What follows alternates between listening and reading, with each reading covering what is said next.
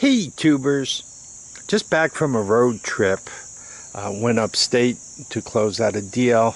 Turns out the person, Dave, that I went to see with this deal had a couple of cool items he was working on. The first is a track sled, and you'll see that first, including some of the construction details. And the second is a repowered golf cart, an old Yamaha G1. So please enjoy these videos. Hey tubers, welcome back for another adventure. I'm working out a deal up here in Columbia County, and my new friend Dave here builds these things.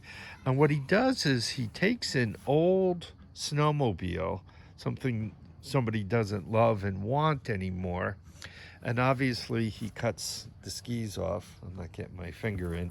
I'm pointing to where the skis aren't, by the way.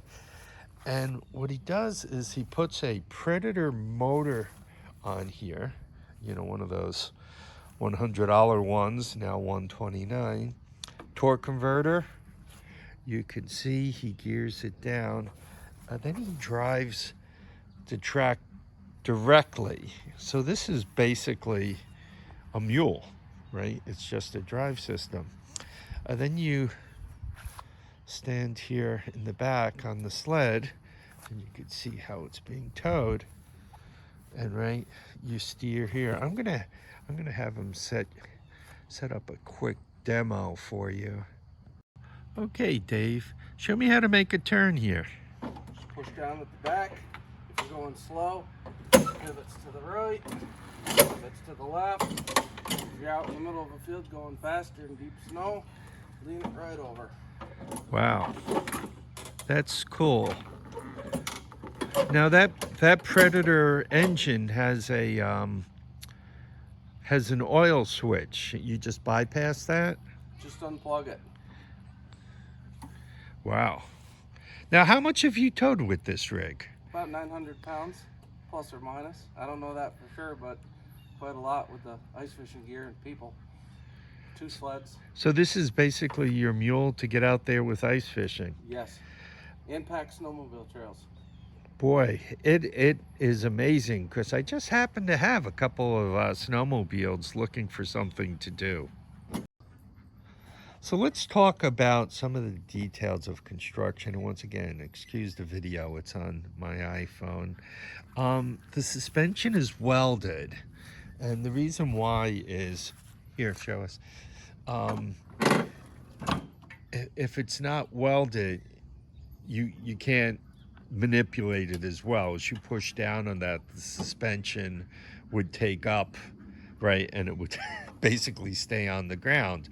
So that's first of all. You could see how we built the back frame, right, the bars as we go up toward him, right.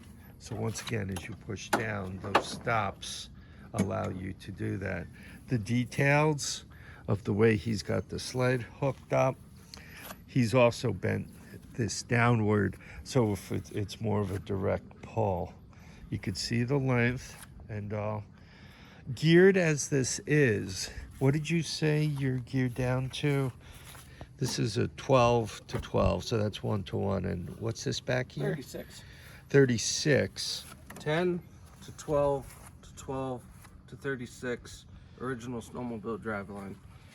Okay, so you can see it is geared down, and he's checked it with his phone. It will do 13 miles per hour. That's not trivial.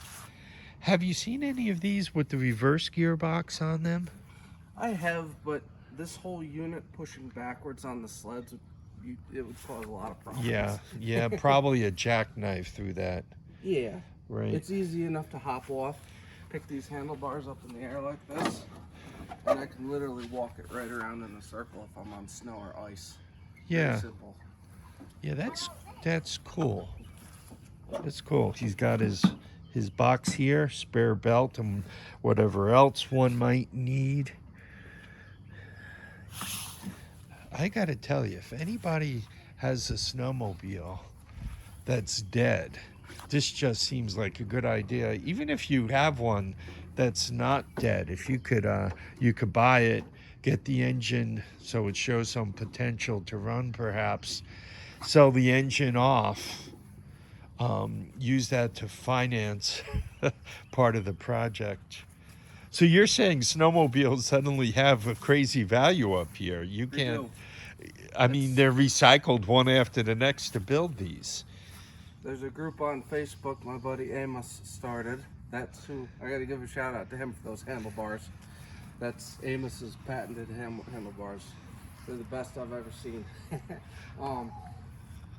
He started this group on Facebook, and it's got probably 5,000 or 6,000 people on it from New York State, all over the country. Oh, and you even have this set up so should you shoot off the back, this thing will shut down.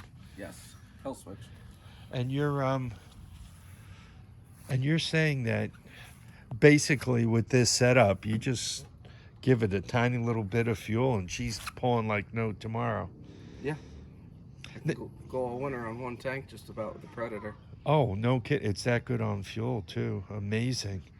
And you could get going faster than you want to go, basically, with 13 this. miles an hour is pretty fast on this. And when you're standing here, yeah, I can imagine 13 miles per hour is quite the dance.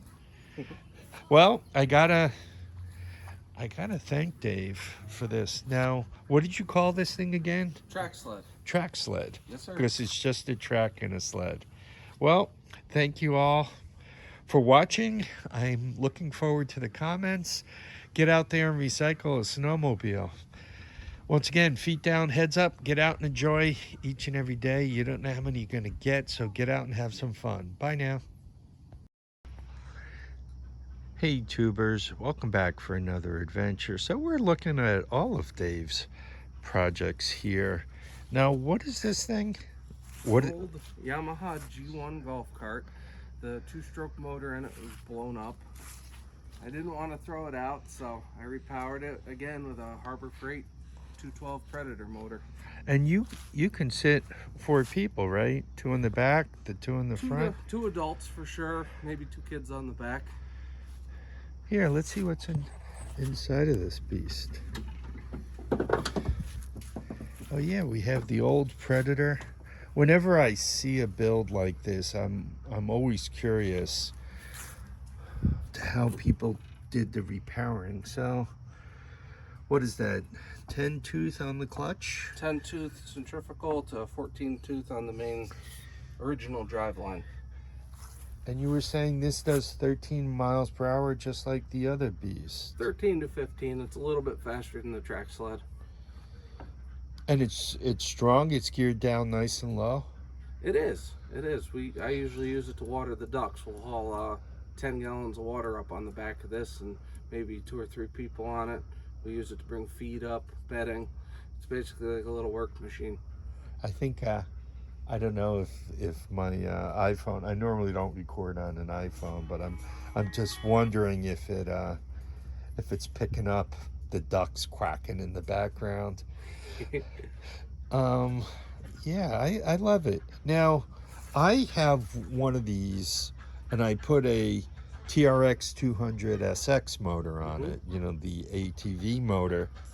And I make sure my back tires are really nice and bald. And I'm able to do donuts with it. I went straight axle, so I got no diffy. And I'm able to do donuts. This thing in the snow probably will spin out and donuts in the hole. It does. It breaks one tire loose, though, so it's not that great in the snow. It's the original driveline after that 14 tooth gear. So it has a tendency toward getting stuck. Yes. I don't take it out in the snow at all. Now, I see you have a fuse link. That's not being used for anything. What's this right here? Yeah. This goes to a 12 volt battery that I can put here, and it powers the spotlight up front here. Okay. I just didn't hook that up yet this year. Am I showing it? Oh, there we are. I'm showing it to you. This guy right here. Just a little pod light. Yeah, those LEDs have been an amazing addition to like everything. Yeah, he's built all his stuff and got it all working. I've seen people also do this with electric golf carts. That's actually a really popular conversion. I see you set up the exhaust so it you put a hole in the back so it blows right out. Here. A little air in the air. Put it down. Yeah. Yeah, so we go right out. Nice. Nice. Good job. Thank you. And very rat rod looking. Don't paint It it. is. Keep it as O'Hara's. That's cool. 18 speed. Anyway, once again, thanks for watching and commenting, subscribing. Feet down, heads up, get out and enjoy each and every day. Bye now.